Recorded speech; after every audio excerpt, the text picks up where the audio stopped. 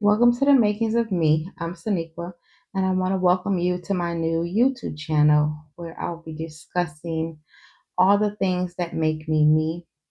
I'm going to be speaking about the parts of me that I don't really share with others. But I feel like now is the time. I feel like my healing journey has allowed me to be okay with sharing this part of my life. And I am excited to be able to share it, ask, answer questions that have asked of me. Also, this platform for me is to, share my story, but also share someone else's story. It took me a long time to get to this point where I was comfortable telling my story and healing. I feel like I'm in a good place, not only because I'm able to share my story, but because I can do it my way. I feel like I'm going to give you the pieces of me that are so intimate, so personal, but these pieces make me me.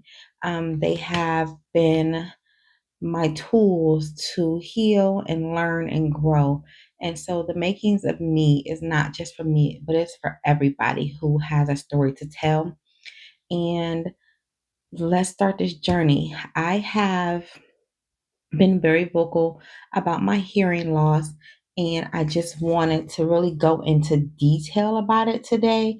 I'm going to share with you not only how I lost my hearing or why they think I lost my hearing, but I'm going to show you the device that is actually in my head. I'm going to show you the streaming device that goes to the TV, the microphone that is used when I'm out in public with people.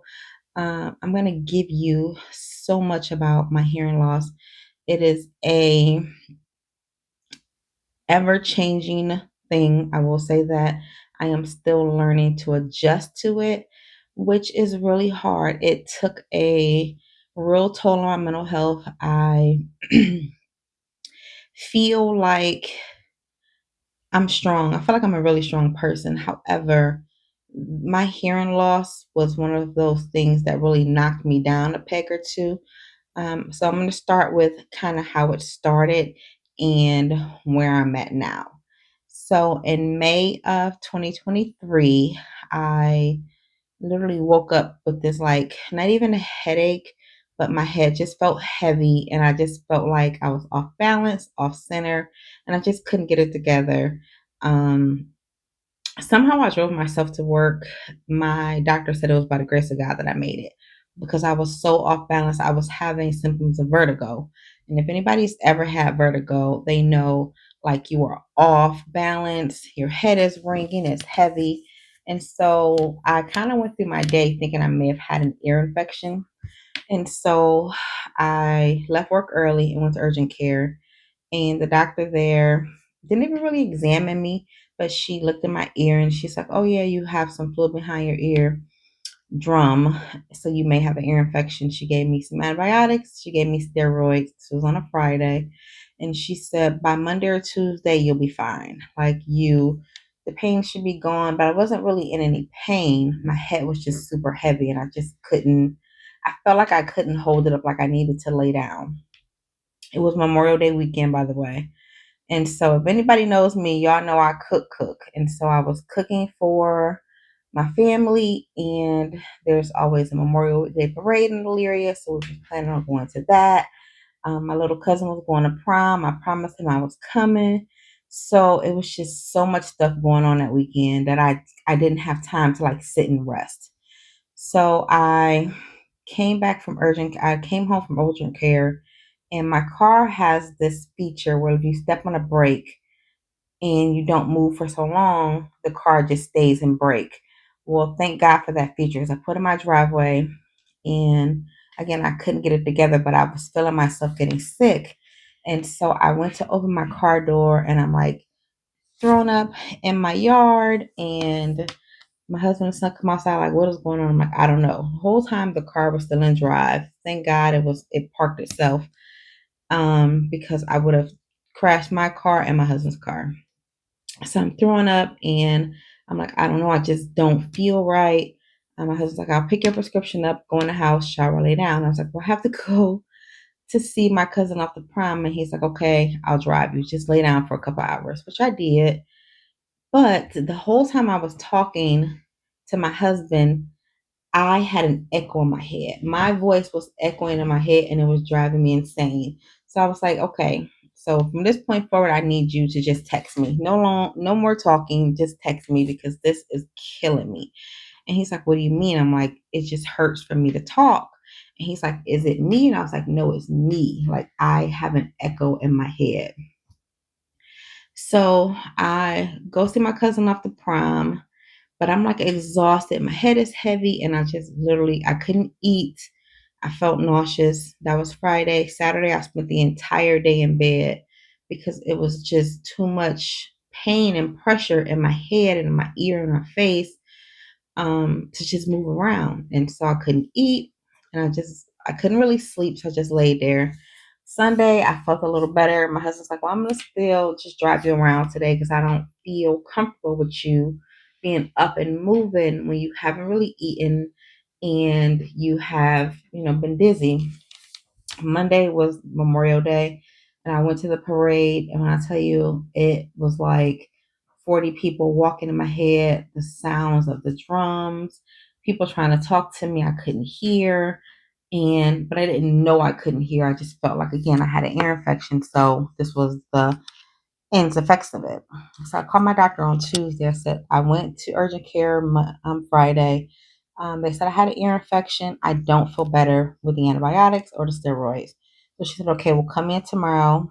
I'll look at it and I'll probably give you another course of antibiotics, but a stronger dose. And I was like, okay. So she's like, literally in 5 days, you should be feeling fantastic. I'm like, okay, this was a Wednesday. 5 days later, I'm feeling the same. Head still pounding, my face here just felt like really heavy and full. And so she's like, okay, well, I'm going to have you go to ENT. ENT is going to request that you have a hearing test prior to. ENT was booked up for 2 months, y'all. Worst feeling ever. So now we're in the beginning of June. And I'm like, what do you mean they're booked up for 2 months? And they was like, well, we'll put you on a call list. If we get a cancellation, we can fit you in sooner. I'm like, okay, great. So in the meantime, I am just kind of suffering because I have no idea what's going on. Clearly, this is no longer an ear infection. So what is happening? So one night I went to the ER and the ER doctor said, oh, I think that I did an MRI or a CAT scan. And he said, I think the tubes that, typically drain your nose and throat may be clogged. And so I'm going to give you some anti-nausea medicine. I'm going to give you something for the dizziness, but ENT will drain those. No problem. You'll be good as new. I'm like, okay, good. So I get an ENT appointment for 2 weeks from that day. By this point, I've been dealing with this for probably 3 weeks. So ENT says, you need to have a hearing test. I'm like, okay, fine. So I'm at work the day of my hearing test of all days. And I went to put my earbuds in and I put it in my right ear and I couldn't hear anything, but I could see the song playing on my phone. And I was like, oh, maybe my earbuds are dead. So I put them back in the case, charge them. A couple hours later, same thing. But this time I started with my left ear. And I was like, oh, yeah, they must have been dead because I can hear. So I put my right one in and went about my day. I went to have my hearing test and I'm telling the lady, like, I don't know why I have to have a hearing test. And she's like, it's just protocol now for ENT when you've had an ear infection or something like an ear infection, just to rule out. And I was like, okay, cool. And so she starts in my left ear and she hooks me up to this machine and she's testing the pressure in my eardrum and she's testing how my eardrum responds to sound. And then she says, the machine is gonna say some words to you, repeat them back. I'm like, okay, so I'm repeating these words back, no problem. You hear beep, press the button. I'm hearing the beeps, I'm pressing the button, I'm doing what I'm supposed to do. Well, we get to my right ear. She does the same thing. So I take it back. So when the guy is talking in my ear, repeating the words, there's a white noise playing in my right ear that I could not hear, which is hilarious to me now because I didn't know there was a white noise going. So then when they switch and they're doing it to my right ear, they test the pressure, all the same things. Now there's a white noise playing in my left ear, and I can clearly hear it. And so now I'm not pressing the button because I don't really hear the beeps, but I can feel them every so often. So then I press the button. So when I lost my hearing, I could feel sound like in here, but I couldn't hear it. And so the guy is saying words. I'm like, is she doing the test yet? And so she finally goes, can you hear me? And I'm like, yeah, but she's talking to my left ear. And she's like, okay, I'm going to go back to blocking off the hearing in your left ear, and I'm only going to talk in your right ear. I couldn't hear nothing this lady was saying. So she turned the sound up, sorry, to an ungodly level. But she sounded like a chipmunk. She sounded like she was talking with a T-Pain mic. And so I said to her, so offended, by the way, why would you distort your voice when you're talking in this ear? Why wouldn't you do it while you were talking in both ears? She's like, I didn't distort my voice. I have the sound up very loud. It's not even like at a sound that is normal. And I was like, oh, okay. And so she says, I'm gonna come out there and talk to you. And when she was walking through, when I tell y'all it sounded like a herd of elephants, and I asked her, why are you stumping through here? She's like, I'm actually tiptoeing and there's carpet. And I'm like, well, what is the problem? And she's like, well, come out of the booth, let's talk. And she goes, so I just want you to know that I'm not even supposed to give you these results. I'm supposed to wait for ENT, but I feel like you need to know. She says, you have profound to severe hearing loss in your right ear. And I'm like, what does that mean? And she goes, you have about 10 to 15% hearing in your right ear. Like it's basically gone. And I'm like, okay.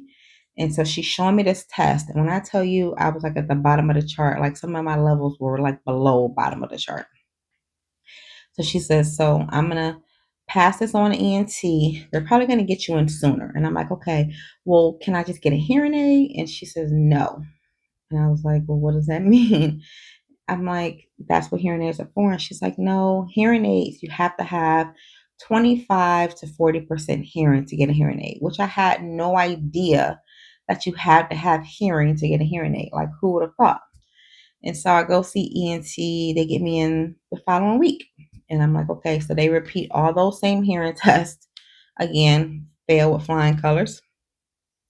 And they're looking at my ear and they're like, everything looks clear, but we're going to do an MRI just to make sure there is no mass or growth on your eardrum or behind your eardrum. I'm like, okay. So I go have this MRI, and I am allergic to the dye that they give you when you have to have an MRI.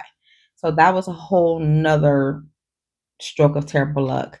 So they're like giving me medication to keep me from throwing up, to keep me from having hives while they're doing this MRI. But they're playing music in the headphones that they have on my ears. And the tech goes, so I'm an old school 90s type of person. So just, hum along. And I'm like, I don't even hear what the hell he's talking about. So he's like, girl, you missing out on some good music. I'm like, I can't hear you. He's like, oh, okay. So long story short, there was no mass, there's no growth, so there's no explanation on why my ear is not responding to sound. And so if anybody knows anything about sound, sound passes through. So me talking, my sound is just rattling around in my head because it's not passing through. So now I understand, like, okay, there's no hearing there. Why do I echo in my ear? And she's like, because it's not passing. Like, so your voice in your head is like your voice in your head. It's like a comic strip, like where they're talking to themselves. That's how I felt, which is very aggravating. And the fact that I couldn't hear sound, but I could feel it. It's like one of those, it's a terrible feeling, to feel every bump and every time somebody's walking and you're just like, I'm like plugging my ears and trying to figure out a way to stop it. Nothing worked. So they sent me to a specialist who only deals with ears. And he's like, okay, so I'm going to try something different. I'm like, okay. He's like, I'm going to do steroid injections directly into your eardrum. And I'm like, excuse me? He's like, yeah, it's going to hurt and it's going to get worse before it gets better. But it should get better. He says, we do them in a series of 3. So we do one a week for 3 weeks. But after every steroid injection, you'll have a hearing test. I'm like, okay, fine. Let's try this. Let's see if it works. He was like, because maybe, there's just some inflammation in there that we need to get out directly. I had the first steroid injection they give you, they numb it. They numb your eardrum, but that's another shot. So he is directly into my eardrum and he numbs it. And then he does the steroid injection. And so I could just feel the fluid and everything just felt full. And again, this throws your body off balance because now there's a foreign substance in my ear. So we do the first test and I'm off work for a couple of days because I'm dizzy and I can't drive. And I go back a week later and I do another hearing test. Same, nothing's changed, no improvement. So we do the second shot. The second shot, you cannot get a numbing medication. It's just the shot. And they try to go in the same hole they went in the first time, but it's always off a little bit. So now I have three holes in my eardrum from the shots and the anesthesia. And so he says after the second shot, if it doesn't work, I'm not sure if I want to do a third one. And I'm like, okay. So I get my second shot. This time I have to wait 10 days because he was out of town. So 10 days later, I go back, another hearing test, nothing's changed. And he's like, okay, that didn't work. I'm like, what's my next option? And he's like, well, you have two choices. You can get this, it's called a bicross surgery, where they remove the bone and reroute the sound from one ear to the other, which sounds crazy. So they would reroute my sound from my right ear and everything would only be on my left side. However, that doesn't fix the tendonitis, the ringing, or the balance issues that I was having because I had lost my balance when I lost my hearing. And so I'm like, well, who wants to do that? If it's not going to fix everything, I don't want to do it. He says, I understand. Your second option is a cochlear implant, which is they put a magnet in your head. So there's another surgery. They cut all the way behind your ear. They stretch the skin. They drill out the bone and the tissue, and they put this device in place.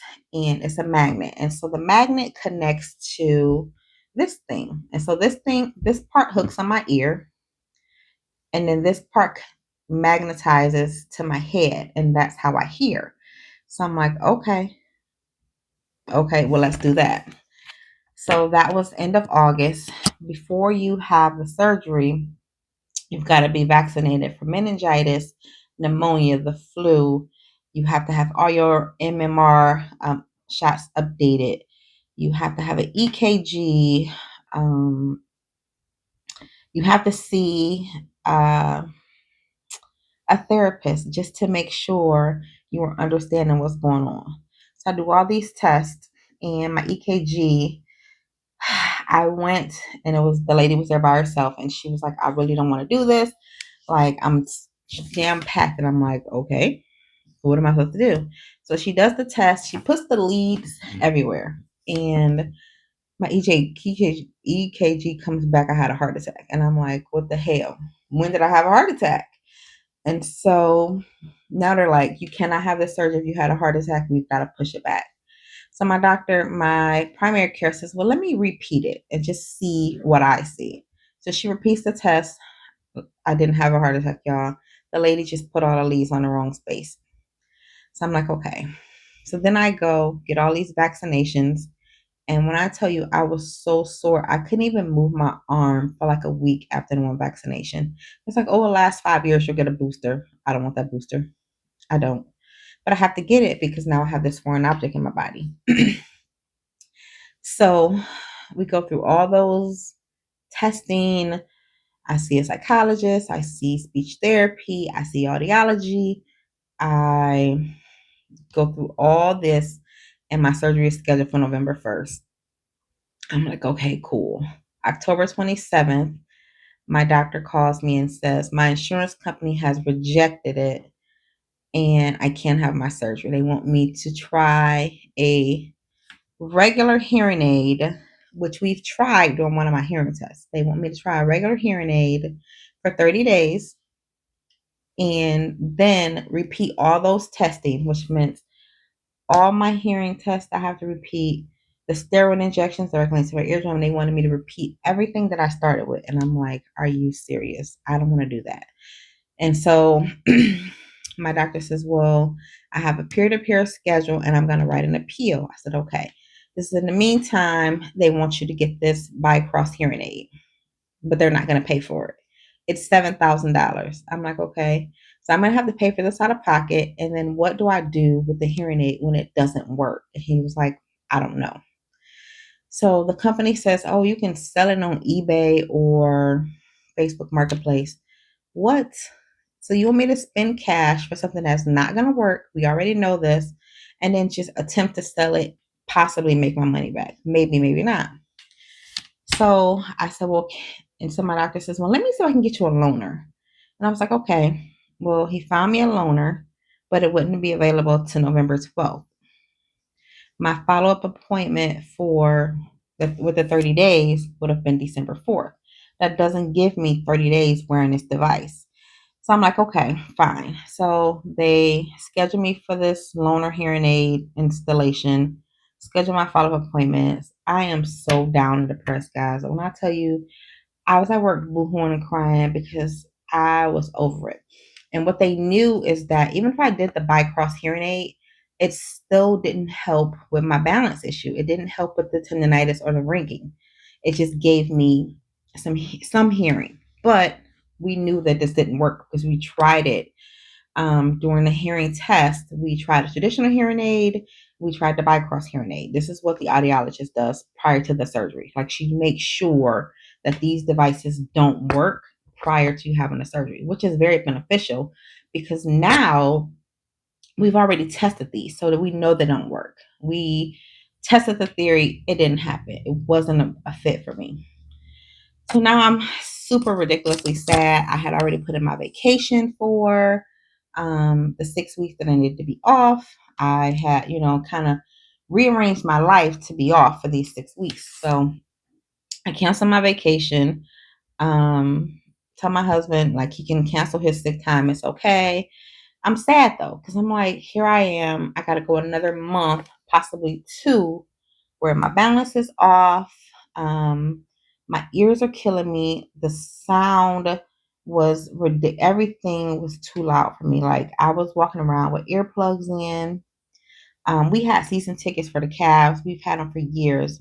I couldn't go to one game because now they're saying, okay, we know you don't have hearing in your right ear. We need to protect your left ear as much as possible. So you have to avoid places where it's loud. So I was avoiding places with high ceilings, bright lights, and loud noises.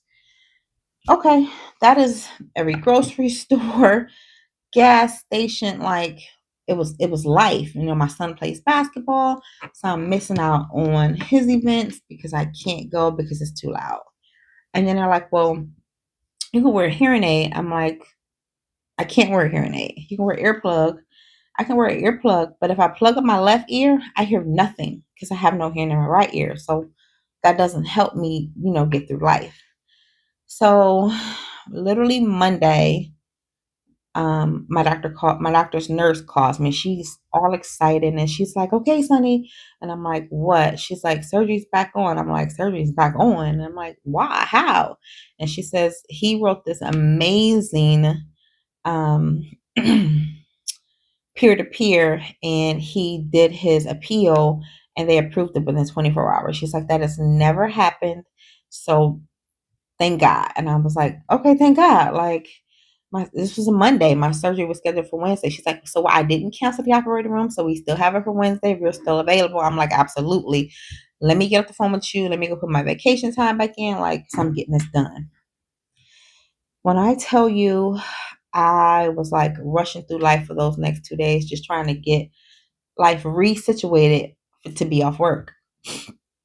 I cooked up food for a week. My husband's like, I got it. I'm like, no, just let me do it. Let me just take the load off, because something that first week is going to be rough. So I have this surgery. And when I tell you, I called it a jock strap because it looked like a jock strap. And it was a surgical cap and it fit over my ear. And I had to wear that for like 3 days.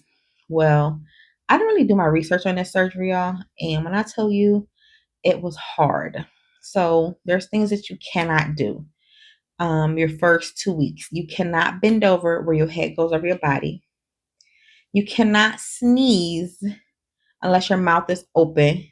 You cannot blow your nose because all this is connected to your ears. Because if you blow, you risk pushing air into the spot where they've put this device in my head. You can't bend over, you can't blow your nose, you have to sneeze with an open mouth, you have to sleep sitting at an angle. So you cannot lay flat for weeks. Um, you cannot wear headphones, you cannot wear a hat, no earbuds, nothing in your ear. You cannot shower for the first week, which was devastating to me because I'm like, what the hell you mean I cannot shower? Can I wash your hair? Um, Devastating. So prior to my surgery, I was supposed to get my hair braided. I canceled my hair appointment. And then, of course, here we go now. I'm about to have the surgery. So my daughter put some cornrows to the back in my hair. Big mistake.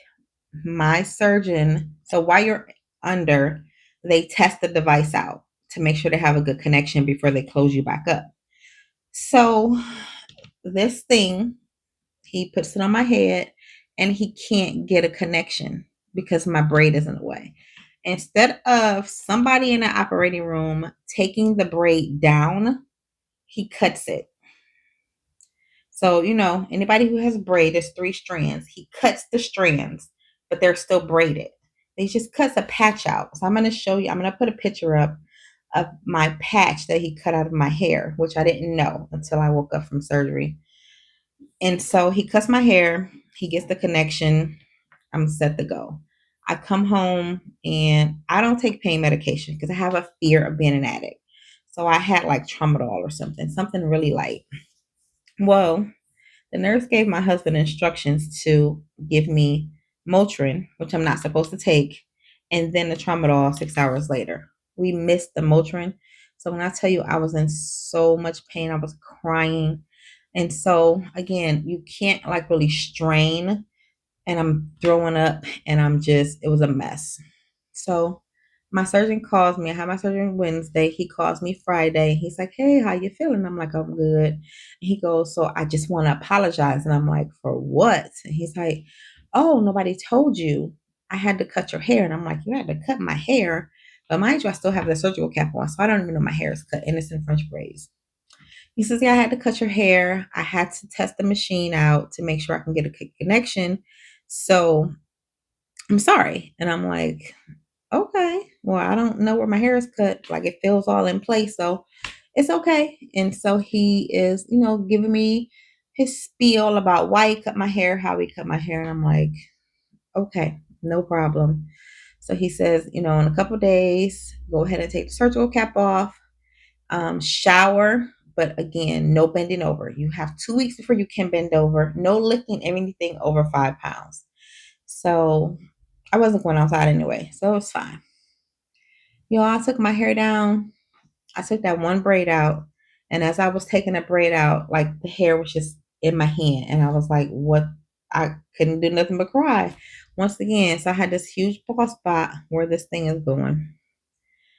So you don't get it turned on for 2 weeks. So I go 2 weeks with this bald spot and I'm just like devastated, devastated. And so I had stitches and I had glue. And so the glue was like wearing off. And I'm just like, okay, I wasn't dizzy anymore though.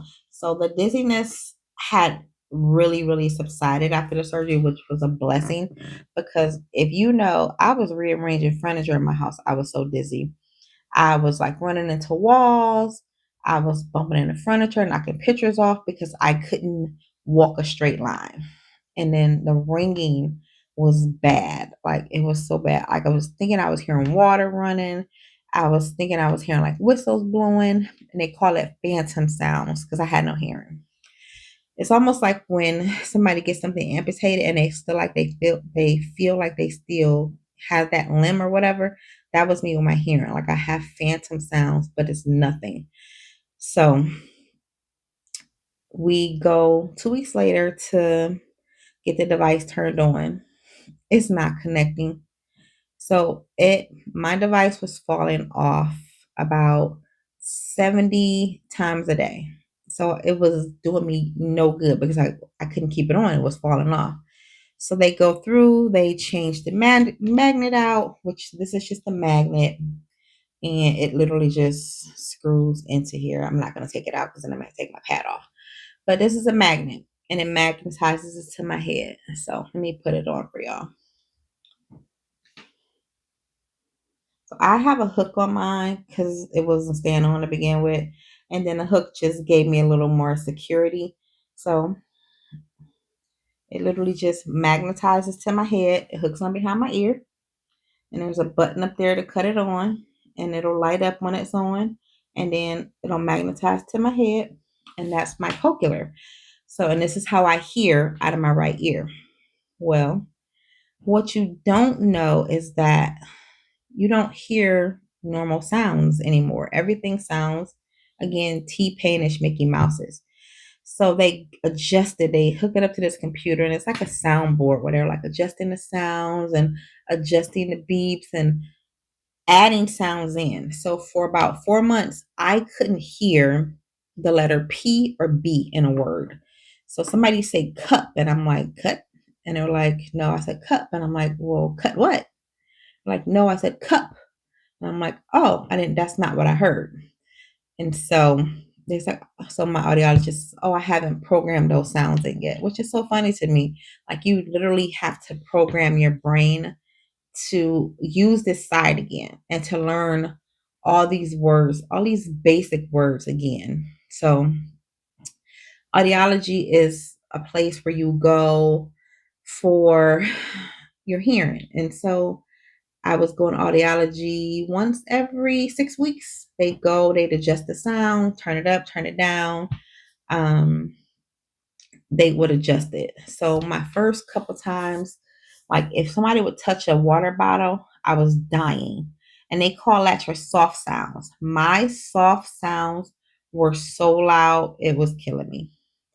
I couldn't ride in the car with my cochlear implant on because the road was killing me. I cannot go to restaurants with it on because it was like you hear all the chit chatter in it. But it sounds like somebody's with a T-Pain mic. So imagine T-Pain, but it's a plate. Like, it was excruciating. So they adjusted it every 6 weeks. But finally, they adjusted mine and they added a restaurant setting. The restaurant setting kind of blocks out some of the noise in the restaurant. So I keep that setting on all the time, honestly, just because it helps when I'm in large groups. Just recently, they activated my mic, which I never had before. So this is the mic that goes with the cochlear. And so my husband wears this, and when he talks, it streams directly to my implant. So we're in a large space, and say he wants to talk to just me. He talks into this and I can hear him here. However, if I lay it flat on a table, if we're in a restaurant, it'll pick up everybody in a circle. So then I can hear the people on all sides of me. They're still kind of sounding a little Mickey Mouses, but I can kind of grasp the conversation now. And then I have this, which is new as well. This is my TV streamer. So this has a volume button on it as well. And so this hooks to my TV. So now I can watch TV and hear out of my cochlear, which is so weird to me because typically when I'm watching TV, I'm like kind of like this so I can hear this way. So now I can kind of be normal again and use my TV streamer, and it'll stream directly to my cochlear. Even though I can still hear it on my left side, there are times where if there's too much background noise or if there are too many people talking, I don't catch what's going on the right side at all. I cannot distinguish where the sound comes from because I don't have natural hearing on that side. And also, if there's like water running, it's kind of hard for me to hear. If you're talking to my back, I cannot really hear you. There's so many things that, I had to not only educate myself on, but educate my family on when it came to this cochlear implant. Like talking to my back, especially if I don't have it on, because I try to wear it at least 12 to 14 hours out of the day. But sometimes, it's a magnet in my head. I end up with a headache, so I'll take it off. So if I don't have it on and you're talking to my back, I absolutely cannot hear you. Like it is kind of pointless to talk to me. When I'm talking to a lot of people, I'm like looking them directly in the face, which sometimes can become weird, but I'm still reading lips so I can hear what you're saying and grasp the whole conversation. If I'm sick, I cannot hear you because typically when you get sick, sorry y'all, some words still kind of come out jumbled because what I hear and what I say don't always match. So typically when I'm sick, your ears get clogged when you have a cold or a flu. So if my ears are clogged, it's even worse for me because now my good ear is struggling, so I can't hear you. I always tell people, you know, if I don't have my implant on, I'm not ignoring you. You may want to tap me to get my attention because I truly cannot hear you because of my hearing loss. I will also say that I was in denial for about 6 months because they tell you when you suffer hearing loss that you are labeled disabled. And I refuse to live with that label. And so my audiologist said, maybe you should get a handicap sticker just because you still have the vestibular issues. So getting a handicap sticker will allow you to park closer when you're not feeling well. I didn't for a long time. I finally got one because I was having what they call vestibular migraines, which is only related to your ears, which sucks so bad, y'all. It's a migraine like a regular migraine. However, it you get the ringing, you get the sound sensitivity, you get the smell sensitivity, but you're also thrown totally off balance. So for me, I was getting those every 3 to 4 days, which was a problem because I can't drive with those. I can't live my life with those. So I'm on a daily medication that I take um, to prevent the vestibular migraines. I went to vestibular therapy, speech therapy. There's so many things that come along with losing your hearing where you're just like, wow, like what next? And how do I get over this? When I tell you my hearing loss really affected my mental health because I couldn't understand why me, like how and why. And my uncle is who's amazing was like, well, why not you? Like God could be using you. This is your testimony. This is your chance to enlighten people on hearing loss. Like I joined this cochlear group, but there were so many people in the group who didn't lose their hearing at an older age. They like born with it or really young when they lost their hearing. So it was like, kids, not many adults. All the adults had lost their hearing almost from birth. Whereas me, I was 45 when I lost my hearing, and I'm thinking, how? Like, why? And so they had all these theories. They thought I had Meniere's disease, which is just a fancy word for saying vertigo. Then they said vertigo. And then they said this one virus, I'm going to mess the name up, but it's like labyrinth or something. And it's a virus that affects your inner ear and it can cause you to lose your hearing, which kind of is what happened to me. But they don't even know how I had the virus, how I got the virus, or how long I had it. So that was like another piece of the puzzle that I'll never have the answer to. We just know at this point my hearing is gone. So my hearing is gone and I'm learning how to deal with it. Like I am learning to advocate for myself, to advocate for others, to educate myself and my family on what this journey is. It is going to be a never ending journey. This is something I'm going to have to live with for the rest of my life. Um, hearing loss, it when I tell you it really took a toll on my mental health because again, it is a new thing. Like It is something new, and I never thought I'd be want to experience it.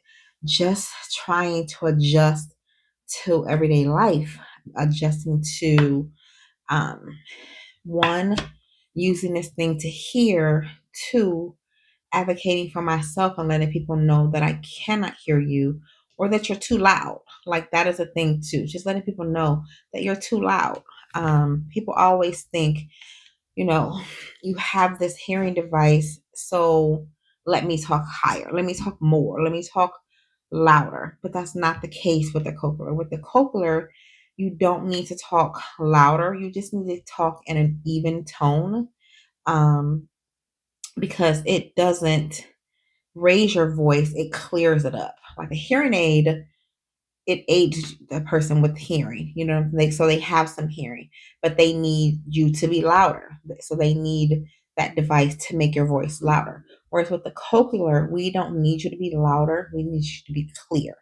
And so this helps with it does distort your voice a little bit, will say that, but it makes it clear. So if you talk to me and you're talking face to face to me in a clear voice and an even tone, I hear you better. However, if we are in a group and everybody is talking at the same time, I don't catch it all.